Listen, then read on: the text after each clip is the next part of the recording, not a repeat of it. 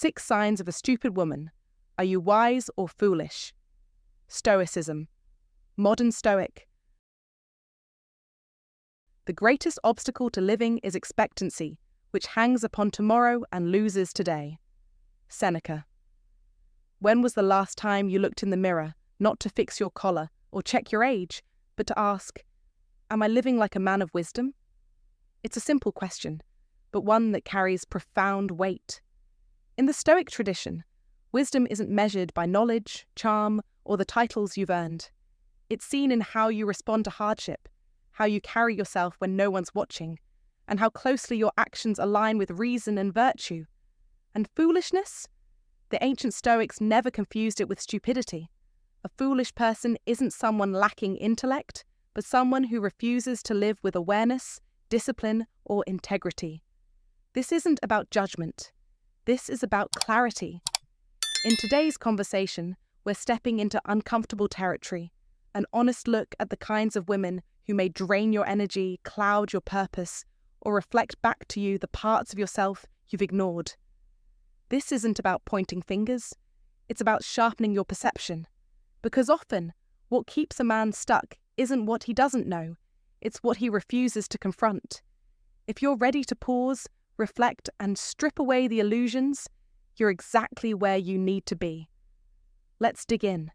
You might discover more than you expected. Sign 1. Emotional instability and overreaction. In the world we live in, filled with unpredictable events, clashing personalities, and endless provocations, true strength lies not in dominance or outbursts, but in emotional resilience.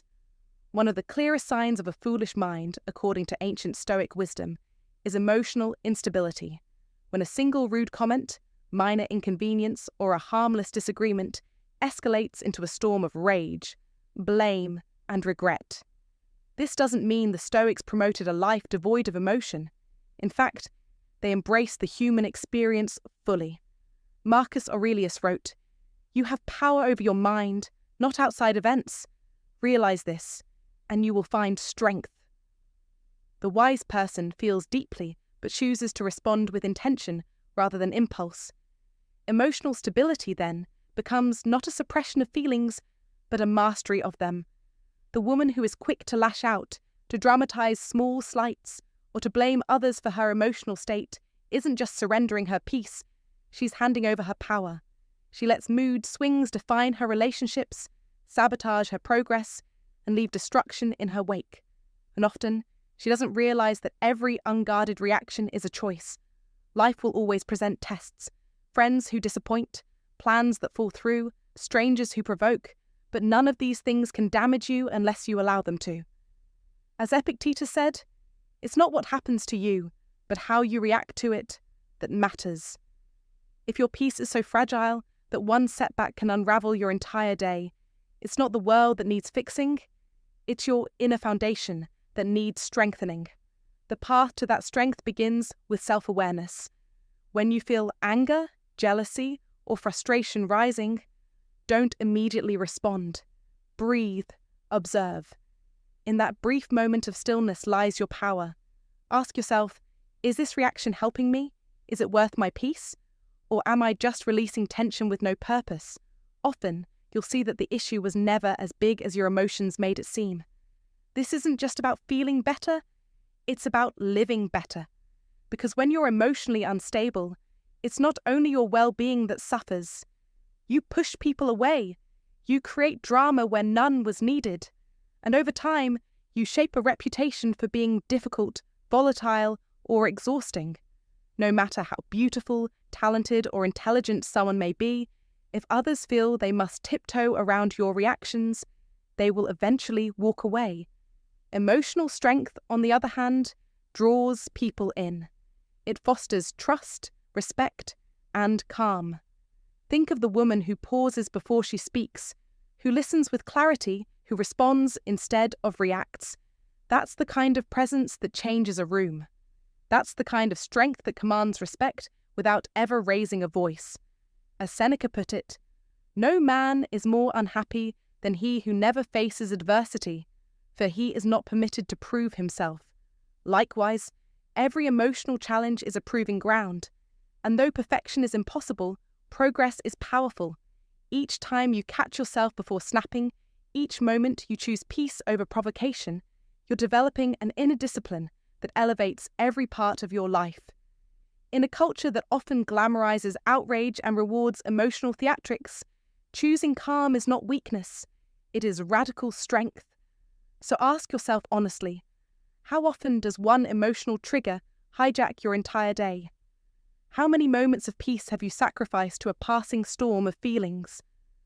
The next time someone cuts you off in traffic, a friend says something offhand, or a plan derails, resist the urge to explode. Instead, ask, how can I stay grounded? Because the strongest woman isn't the one who tries to control everything around her, it's the one who has learned to control herself. And in doing so, she becomes a force no chaos can shake. If this message resonates with you, I invite you to reflect and share. What's one situation where your reaction made things worse? And what would you do differently today?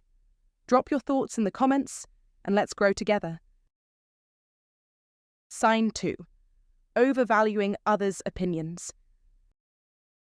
The fastest way to live a foolish life is to base your worth on the shifting winds of public opinion, and the foolish woman lives in this trap, willingly, eagerly, blindly. She checks her phone like it holds her identity. She posts a photo and scans for validation like her soul depends on it. She hesitates before speaking her truth, wondering if it will earn applause or provoke silence. She dresses not for herself, but for the gaze of the room. This isn't femininity. This isn't wisdom. This is slavery. And the Stoics called it out thousands of years ago. He who seeks the approval of others has already sold his soul, said Seneca. And those words are more relevant now than ever. Today, people don't just want to be liked. They want to be approved, endorsed, admired, worshipped. But what happens when your value is tied to the crowd? You become a puppet on strings, dancing to the rhythm of opinions you can never control. The foolish woman trades her identity for applause, trades her peace for attention, and thinks it's empowerment. It's not. It's imprisonment. And let me tell you the hard truth. No matter how hard you try, you will never satisfy everyone. You will twist, contort, filter, and edit yourself 1,000 ways, and still someone will judge you. Still someone will misunderstand you. Still someone will tear you down just to feel taller. That is reality. That is human nature. But the wise don't bend to it. They rise above it. The wise woman knows that real power is not in being liked. It's in being aligned. Aligned with values. Aligned with truth. Aligned with a center so solid it doesn't shake just because the crowd turns away. There is a reason Marcus Aurelius, Emperor of Rome, wrote in his journal, "It never ceases to amaze me. We all love ourselves more than other people, but care more about their opinions than our own." That's the contradiction of the foolish mind, needing to feel confident while constantly outsourcing confidence. A foolish woman walks into a room asking, "Will they accept me?" A wise woman walks in knowing, "I accept myself, and that's enough." Men, listen closely. This message is not just about women. It's about you too. If you measure your decisions through other people's perceptions, you're not a leader. You're not even living. You're surviving in a performance. The Stoics didn't just teach this. They lived it. They built their lives on inner discipline, not outer praise. Because once your compass is internal, the noise outside goes silent. You must develop the courage to be disliked, to be misunderstood, to be misjudged, because those are the growing pains of becoming real. People will always have opinions. Let them. Let them talk. Let them doubt. Let them walk away. But never, never let their voice drown out your own. When the need for approval creeps in, when you feel that itch to shrink, pause. Step back. Ask the one question that separates the wise from the weak. If no one ever knew I made this choice, would I still make it? That one question slices through the fog. That's the sword. Because the truth is, most people never live. They perform. They become a highlight reel, a version, a brand, but not you. You are not here to blend in. You are here to stand up, to live by values, to speak with strength, to walk into rooms with silence and presence, not noise and desperation. The woman who can master this, she becomes unforgettable, she becomes untouchable, and so does the man who refuses to bow to the crowd. Remember what Epictetus said: if you want to improve, be content to be thought foolish and stupid. That's right. Let them call you crazy. Let them think you're arrogant. Let them think you've lost your way. As long as you haven't lost yourself, you're on the right path. So stand tall, speak less, move deliberately, be real even when it's uncomfortable, especially when it's uncomfortable, because authenticity is not for the faint of heart, it is for warriors, and every time you choose integrity over applause, you gain strength, quiet, invisible, unshakable strength. If you feel this truth vibrating in your bones, then it's time. Time to unsubscribe from approval. Time to unsubscribe from self-doubt. Time to unsubscribe from the need to be everything to everyone. Because you were not born to entertain the crowd. You were born to command the room with silence, with certainty, with sovereign presence. And if you're ready to walk that path, say it now in the comments. I am not here to be approved. I am here to be aligned. Like this message, share it, subscribe, if you're ready to reject foolishness and claim the wisdom and strength that have been waiting inside you all along. Sign 3. Ignoring self-responsibility. There's a timeless lesson at the heart of Stoicism, one that separates the wise from the foolish and reveals whether a man is ruled by reason or emotion. Your life is your responsibility, not your parents', not your bosses', not your partners', not even society's. Yours. In a world that constantly encourages blame and victimhood, it's easy, almost natural, to point the finger elsewhere when things don't go your way. It feels comforting to believe that your hardships stem from the actions of others or the cruelty of fate. If only your childhood had been easier, your job more rewarding, your partner more supportive, then maybe happiness would finally knock on your door. But this seductive illusion hides a dangerous truth. When you blame others, you hand over your power. You live in reaction, not intention. You become a spectator in your own life. Consider the woman who refuses to take responsibility. She's not stupid because life is difficult. Life is difficult for all of us. No, she's foolish because she believes she's helpless. She's convinced that someone else must fix her problems, that external change is the key to inner peace. So she waits for validation, for fairness, for fortune. And while she waits, life doesn't.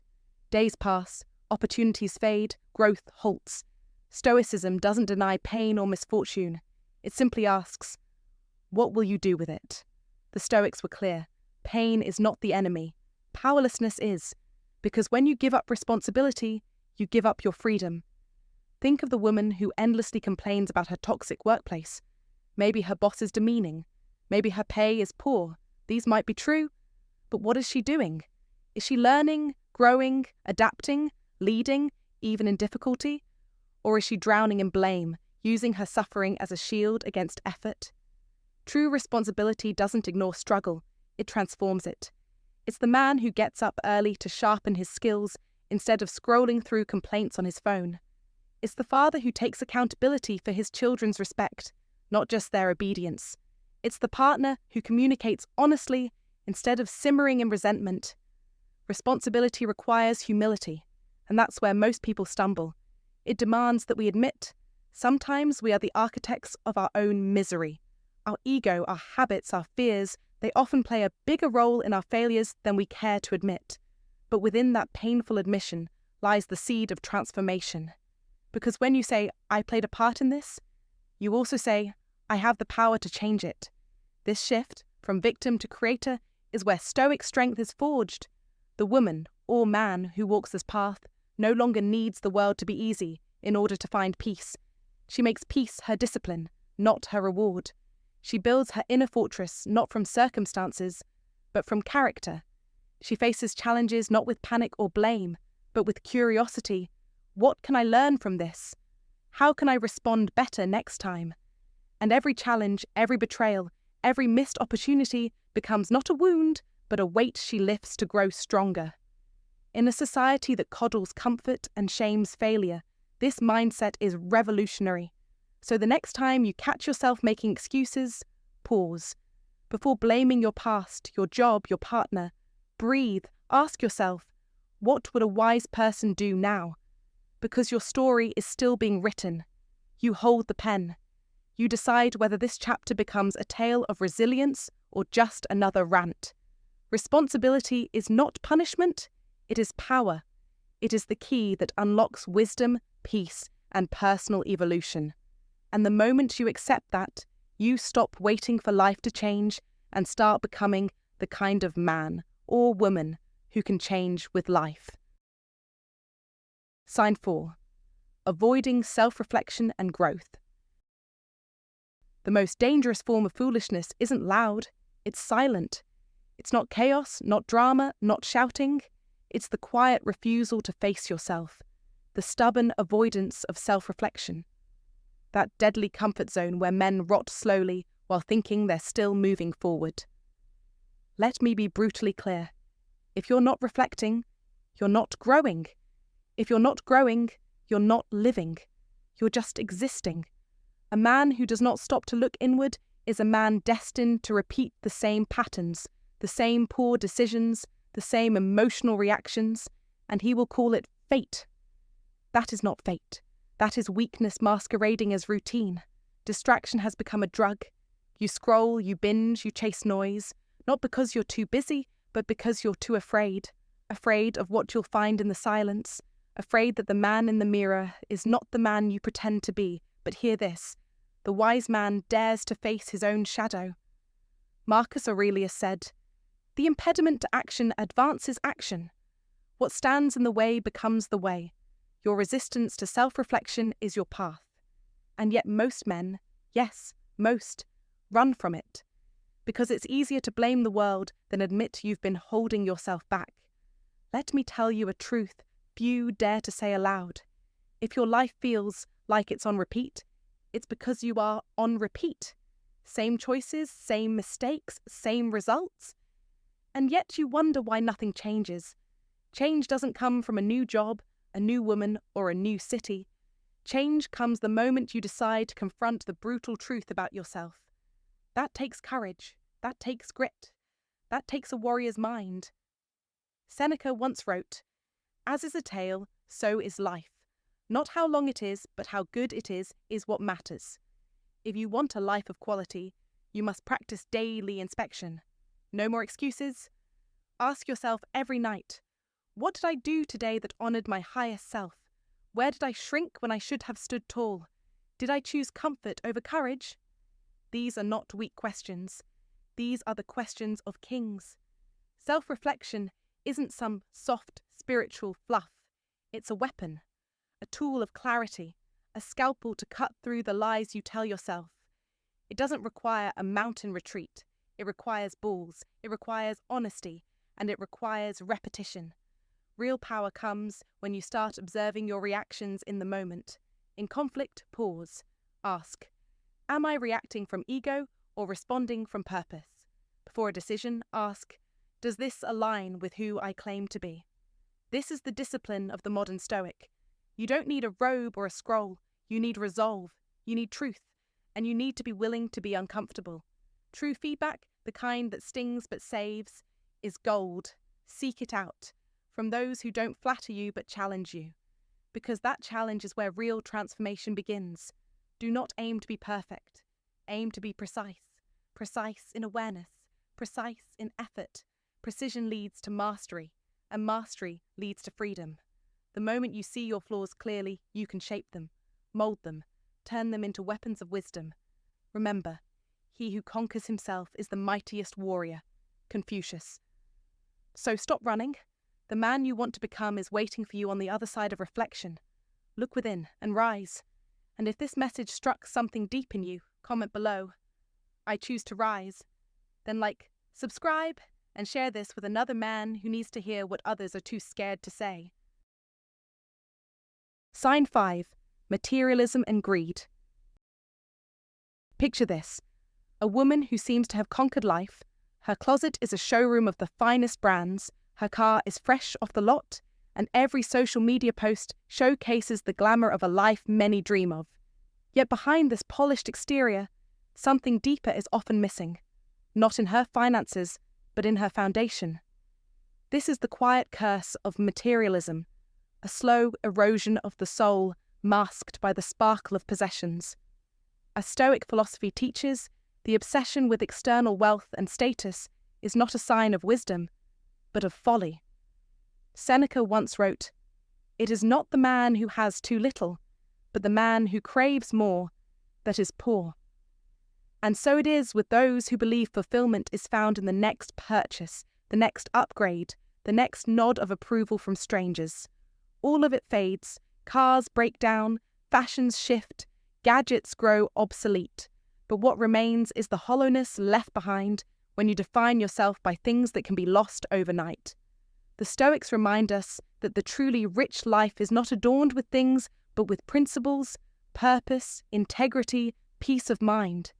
These are not found in stores, but in stillness and self-awareness. This trap, however, isn't always obvious. It wears different masks. Perhaps you're not chasing handbags or jewelry, but promotions, titles, or social prestige. You believe that once you reach that next rung on the ladder, then you'll feel worthy. Then you'll be enough. But that sense of enough never arrives. Like a mirage, it recedes as you move closer. As Epictetus wisely warned, wealth consists not in having great possessions, but in having few wants. The moment we tie our self-worth to external validation, be it through luxury or LinkedIn, we forfeit our inner freedom. And for men seeking a life of stoic wisdom and grounded leadership, this chase is not strength, it's servitude in disguise. Real strength is found in restraint, in choosing to own your desires rather than be owned by them. Even ancient Stoics, surrounded by the wealth of Rome, practiced moments of deliberate simplicity. They would sleep on the floor, eat plain meals, and wear humble clothes, not to punish themselves, but to prove they could thrive without comfort. That kind of training built mental armor.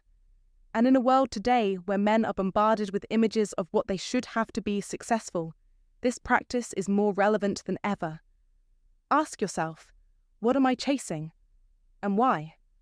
Is this new purchase, this promotion, this status symbol truly aligned with who I am? Or is it just an attempt to feel worthy in the eyes of others? If your answer exposes a fear of being seen as less, then maybe it's time to reframe the way you define success. Marcus Aurelius put it best. Very little is needed to make a happy life. It is all within yourself, in your way of thinking. You don't need to live like a monk to apply Stoicism. You just need to start by being honest. Gratitude is a powerful first step. Right now, this very moment, what are you thankful for that money didn't buy? A loyal friend? A quiet evening? The respect of your peers? These are the treasures no thief can steal. So next time you're reaching for your wallet or chasing a goal that feels urgent, pause and ask, is this joy or fear speaking?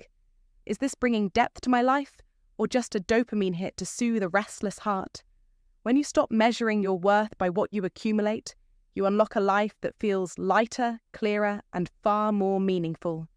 Remember, no one eulogizes your possessions, they remember your presence, your principles, your patience. That's what leaves a legacy. So men, if you ever feel caught in the loop of more, take a breath, look inward, and remind yourself. True wealth is found not in what you gather, but in what you're willing to let go of. He is richest who is content with the least, said Socrates, and that's a truth modern men must reclaim. If this message speaks to something inside you, share your thoughts below. What have you learned about materialism and meaning? What are you choosing to let go of in pursuit of wisdom? Let's build a deeper conversation, one grounded not in show, but in substance. Sign 6. Prioritizing appearance over character. Imagine meeting a woman who seems to embody success. Every photo she posts is perfectly filtered, her makeup flawless, her wardrobe impeccable, her confidence radiating through every carefully chosen pose. To the casual observer, She appears to be thriving, vibrant, admired, enviable. But when the noise quiets and the filters fade, a different picture can emerge. One where the pursuit of external beauty consumes all energy, leaving little room for depth, wisdom, or true self-awareness. According to Stoic philosophy, this obsession with appearance is one of the clearest signs of folly, not because beauty is inherently wrong, but because it becomes a mask, a distraction from cultivating what truly matters. The Stoics remind us that real value comes not from what can be seen, but from what we build within. As Marcus Aurelius wisely said, the soul becomes dyed with the colour of its thoughts, highlighting that it is our inner world, our character, our virtues, our capacity for rational thought that defines our essence. In a world saturated with fleeting attention and superficial validation, it becomes dangerously easy to confuse being looked at with being seen, or being admired with being known. Yes, there is dignity in grooming ourselves and presenting well. These can reflect a healthy self-respect. But when a woman stakes her entire identity on how she looks or how many likes she garners, she builds her self-worth on a foundation destined to crumble. What happens when beauty fades, attention shifts, or trends evolve? If the soul hasn't been nurtured, all that remains is a fragile shell craving the next fix of validation. Real strength, as the Stoics taught, is found in the virtues we cultivate daily: resilience, honesty, humility, courage, and kindness. The foolish woman clings desperately to youth and admiration, but the wise woman, she plants her roots in things no one can take from her. She knows that style may open doors, but character keeps them open. And in real life, the most admired women are often not those with the sharpest contour or trendiest wardrobe, but those whose presence offers comfort, whose words carry weight, and whose actions reflect inner harmony. Epictetus once said, "It's not what happens to you, but how you react to it that matters," reinforcing that external beauty is powerless in the face of life's deeper trials unless it's paired with a strong moral compass. So to every man listening, understand this. If you're seeking companionship, be wary of the woman who prioritizes appearance over character, for you may find yourself tethered to illusion. Look instead for a woman who is committed to growth, who cultivates her mind as much as her mirror image. And ladies, if you see yourself in these words, consider this your moment to reflect and recalibrate. The world doesn't need more perfect images. It needs more sincere souls. Let's return to a place where inner strength is admired more than outer gloss. If this resonates with you, share your perspective in the comments. What traits do you value most in a partner? Let's spark a conversation that dives deeper than skin level. Thanks for watching, my friend. At the end of the day, being wise isn't about being perfect. It's about being aware. If any of these signs hit close to home, don't take it as an insult. Take it as a challenge. A foolish woman stays stuck in pride or drama. A wise woman reflects, learns, and grows stronger with time. So be honest with yourself. You don't have to prove your worth. Just work on your mindset, your habits, and your peace. That's the Stoic way. Stay sharp, stay grounded, and I'll see you in the next one.